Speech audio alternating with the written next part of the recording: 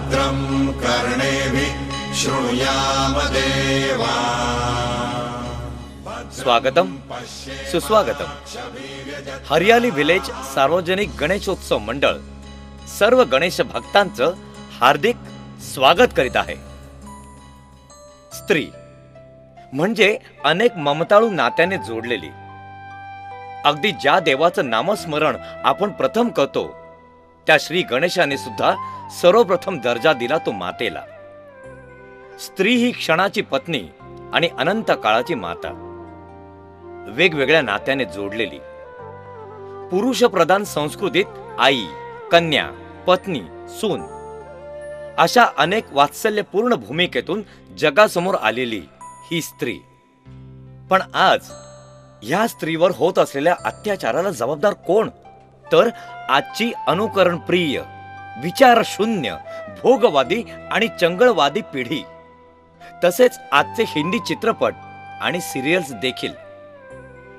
गेल्या अनेक पिढ्यांपासून चित्रपटातील नायक नायिकेचं अनुकरण मुलं आणि मुली करत आलेले आहेत। त्या चित्रपट, नाटक ह्या माध्यमातून आई मुलाचं नातं, भाऊ बहिणीचं नातं, दीर वहिनीचं नातं यांचं दर्शन घडायचं। या नात्यांच्या भावना सुमधुर गाण्यांमधून व्यक्त होत होत्या। परंतु आजच्या सिरियलमध्ये नायिकेचे अनेक नवरे आणि चित्रपटात नायिकेच्या अंगावरील कपडे जितके कमी तितकी विदागी जास्त। पूर्वी सुद्धा अश्लील चित्रपट होते, पण ते फक्त प्रौढांसाठी बरं का। तो नियम ए फॉर ॲडल्ट हा सिनेमामधून काढून टाकला। त्यामुळे ह्या देशात पाश्चात्य अश्लील संस्कृती आली आणि सुरू झाला नंगा नाच, जो सध्या हिंदी मालिका आणि चित्रपटांमधून दाखवला जातो। त्यामुळेच या सर्वांवर निर्बंध आणण्याची आज आवश्यकता आहे, कारण तरुण पिढी सुद्धा आज याचंच अनुकरण करीत आहे। सेक्स हा प्रकार सर्व प्राणी मात्रात आढळणारी एक नैसर्गिक भावना आहे। ती प्रत्येकात कमी जास्त असते।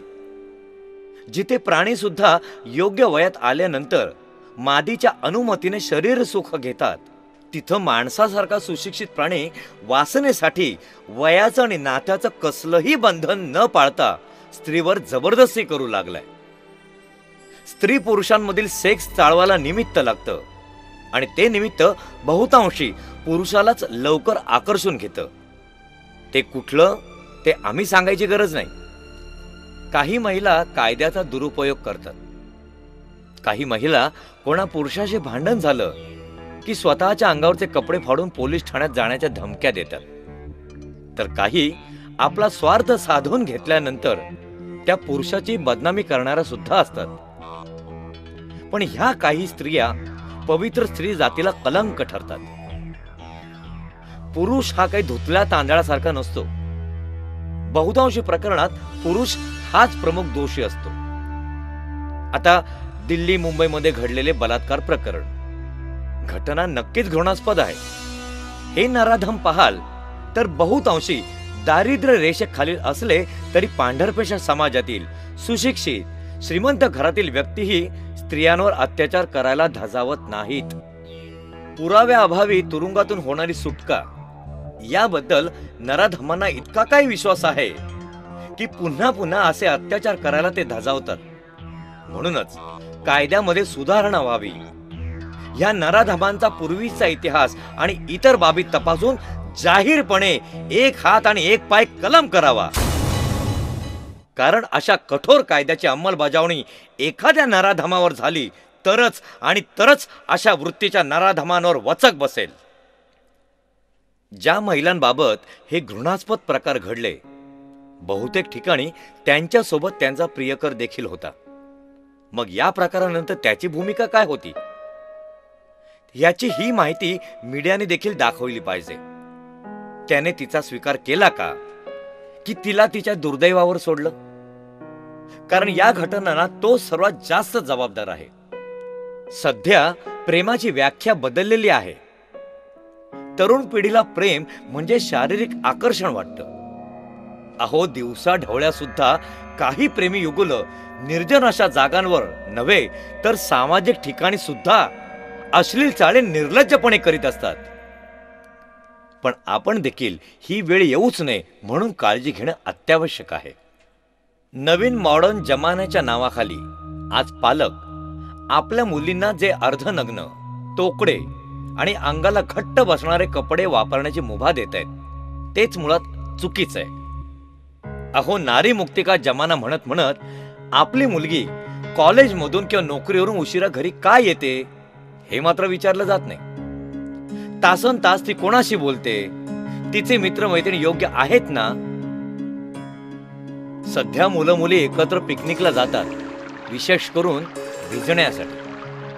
ओल्या कपड्यावर मुलीची अवस्था नेमकी कशी असते याचं भान किमान आई वडिलांना हवं की नको. आज पाहाल तर ही पिढी मोबाईलवर तासनतास बोलत असते, बोलता बोलता रस्ता ओलांडते.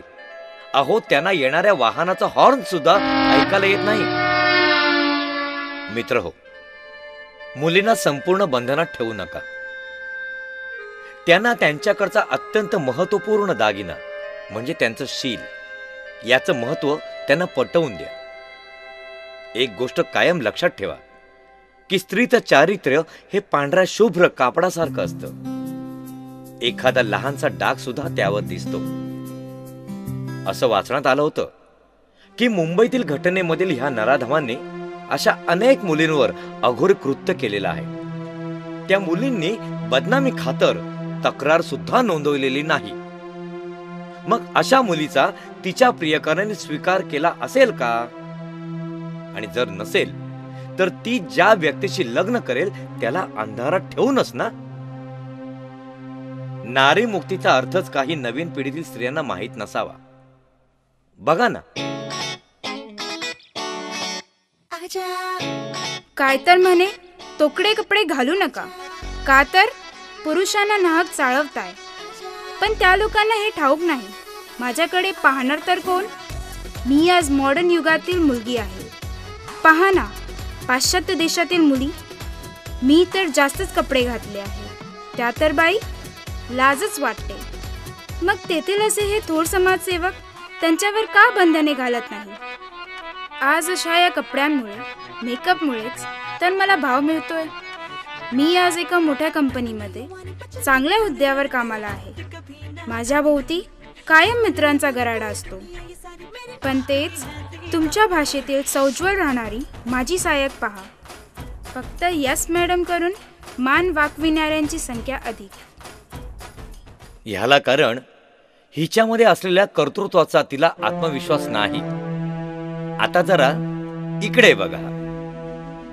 मला तोकडे कपडे घालून फिरण्याची गरज नाही, कारण आज मी विमान उडवतीये. मी आज मोठी पोलीस अधिकारी आहे. मी आज चंद्रावर जाऊन आलीये. मी ह्या हिंदुस्थानाची पंतप्रधान होते. अहो, मी आज सामान्य घरातील असून देखील माझ्यावरील चांगल्या संस्कारांमुळे, माझ्या हातून घडत असलेल्या सेवाभावामुळे माझ्या परिवारामध्ये नव्हे तर समाजामध्ये सुद्धा माझ्याकडे आदराने बघितलं जातं. मी आज अंग प्रदर्शन न करता समाजामध्ये सन्मान व आदर प्राप्त केला आहे.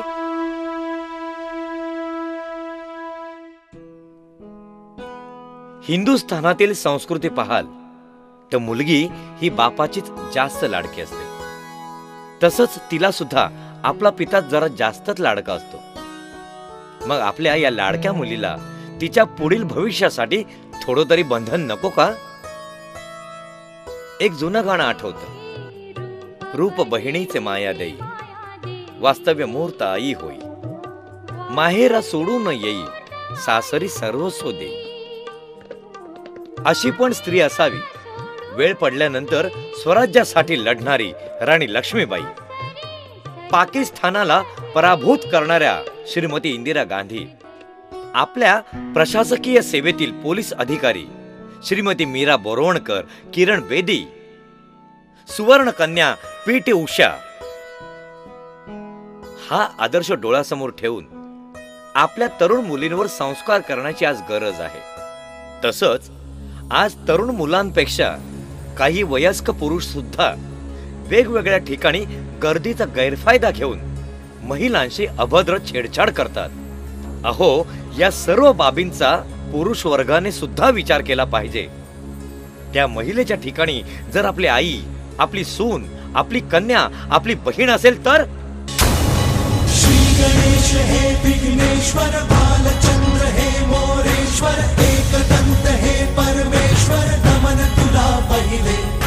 श्री गणेश हे विघ्नेश्वर, बालचंद्र हे मोरेश्वर, एकदंत हे परमेश्वर, नमन तुला पहिले. तूच माय माता, तूच बंधु भ्राता, तूच बुद्धिदाता, हे दयाळु नाथा. कृपा करी भगवंता, शक्ती बुद्धी दे. श्री गणेश हे विघ्नेश्वर, बालचंद्र हे मोरेश्वर, एकदंत हे परमेश्वर, नमन तुला पहिले. श्री गणेश हे विघ्नेश्वर, बालचंद्र हे मोरेश्वर, एकदंत हे परमेश्वर, नमन तुला पहिले. तूच माय माता, तूच बंधु भ्राता, तूच बुद्धिदाता, हे दयाळु नाथा. कृपा करी भगवंता, शक्ती बुद्धी दे.